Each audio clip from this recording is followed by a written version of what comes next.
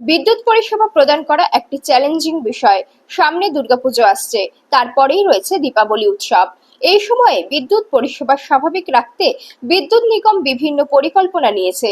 পুজোর দিনগুলোতে সমগ্র রাজ্যে যেন নিরবিচ্ছিন্ন বিদ্যুৎ পরিষেবা প্রদান করা যায়, তার জন্য বেশ কিছু কাজ করেছে বিদ্যুৎ নিগম।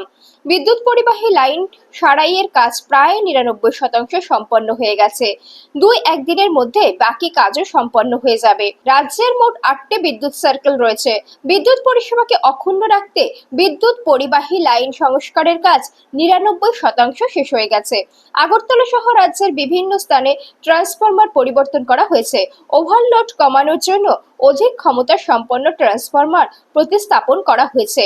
দুর্গাপুজোকে সামনে রেখে বিদ্যুৎ নিগম 475টি ট্রান্সফরমার মজুত রেখেছে। পুজোর দিনগুলোতে বিদ্যুৎ পরিষেবা 24 ঘন্টা স্বাভাবিক রাখতে বিদ্যুৎ নিগমের কর্মীদের শিফটিং ডিউটির ব্যবস্থা করা হয়েছে। সোমবার মহাকরণে সাংবাদিক সম্মেলন করে এই বিষয়ে জানান দপ্তরের মন্ত্রী রতন লাল নাথ। তিনি আরো জানান, দুর্গাপুজোর সময় বিদ্যুৎ নিগমের সকল স্তরের কর্মীদের ছুটি বাতিল করা হয়েছে। বন্যার সময় বিদ্যুৎ পরিষেবা স্বাভাবিক রাখতে বিদ্যুৎ দপ্তরের কর্মীরা অক্লান্ত পরিশ্রম করেছে। বিদ্যুৎ পরিষেবা দ্রুত স্বাভাবিক করার জন্য বিদ্যুৎ নিগমের কর্মীদের পাশাপাশি অতিরিক্ত শ্রমিক কাজে লাগানো হয়েছে, যাতে পুজোর দিনগুলিতে গোটা রাজ্যে যাতে বিরতিহীন বিদ্যুৎ পরিষেবা প্রদান করা যায়, সেই জন্য বেশ কিছুদিন ধরে বেশ কিছু কাজ করছিল টিএসসিসিএল। এটা প্রায় মেরামতের কাজ প্রায় শেষ, 95% কাজ শেষ হয়ে গেছে। সামান্য কিছু বাকি আছে, 2-1 দিনের মধ্যে সেটাও শেষ হবে। আগরতলা শহর সমেত রাজ্যের বিভিন্ন স্থানে ওভারলোডেড, আমি বহুদিন বলছিলাম ওভারলোড, সেগুলি ট্রান্সফরমার ইতিমধ্যে আপগ্রেডেশন করা হয়েছে।